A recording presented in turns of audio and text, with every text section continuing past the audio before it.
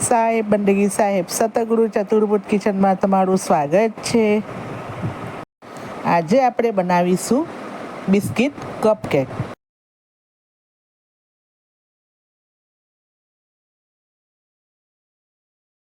તો હવે આપણે એના માટે બિસ્કિટ લઈ લઈશું। તો અહીંયા મેં બન બિસ્કિટ લીધા છે 2 પેકેટ, બધા બાઉલમાં કાઢી લઈશું। ત્યારબાદ આપણે એને મિક્સર જારમાં ક્રશ કરી લઈશું। ક્રશ કરી લીધા બાદ આપણે હવે એને ચાળી લઈશું, જેના થકી જે લમ્સ હોય તે નીકળી જાય। ત્યારબાદ મેં અહીંયા 2 થી 3 ચમચી સુગર પાવડર લીધો છે, એને પણ આપણે ચાળી લઈશું। તો હવે આપણે બધી વસ્તુને સરસ રીતે મિક્સ કરી લઈશું।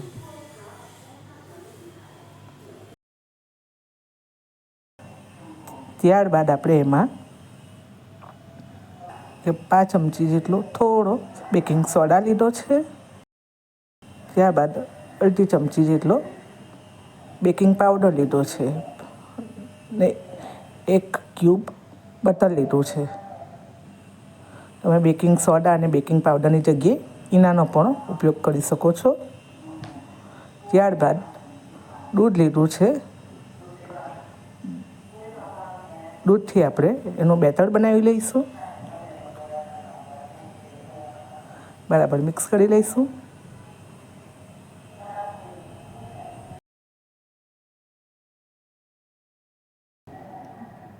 બરાબર મિક્સ કરી લઈશું butter, sugar, baking powder, baking soda.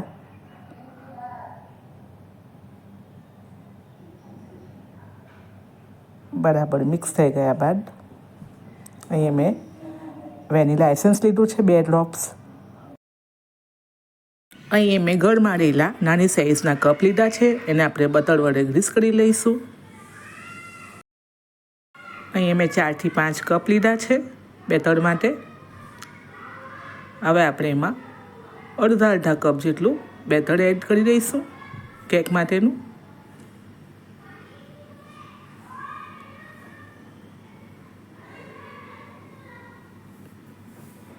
ને એમાં 1 પીસ ચોકલેટના એડ કર્યા છે।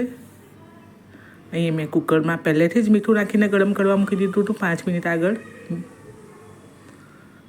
અને 15 મિનિટ બાદ તમે જોઈ શકો છો તો આપણી સરસ મજાની કપ કેક બનીને તૈયાર છે। તો છે ને એકદમ બનાવવામાં ઇઝી કેક। તમે ફર્સ્ટ ટાઈમ બી ટ્રાય કરશો આ રીતે તો બહુ સરસ કેક બનશે। કેક બની ગયા પછી મેં એને રૂમ ટેમ્પરેચર પર ઠંડા થવા દીધા હતા। તો તમે જોઈ શકો છો કે એકદમ આસાનીથી આપણી કેક કપમાંથી નીકળી જાય છે।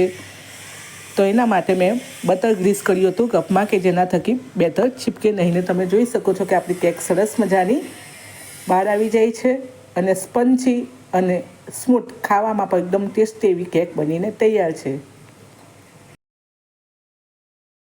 તમને આજની મારી રેસીપી કેવી લાગી છે તો ચોક્કસથી મને કોમેન્ટ બોક્સમાં જણાવજો, ટ્રાય કરજો, અને ચેનલ પર નવા હોય તો સબસ્ક્રાઈબ કરવાનું ભૂલશો નહીં। સાહેબ બંદગી સાહેબ।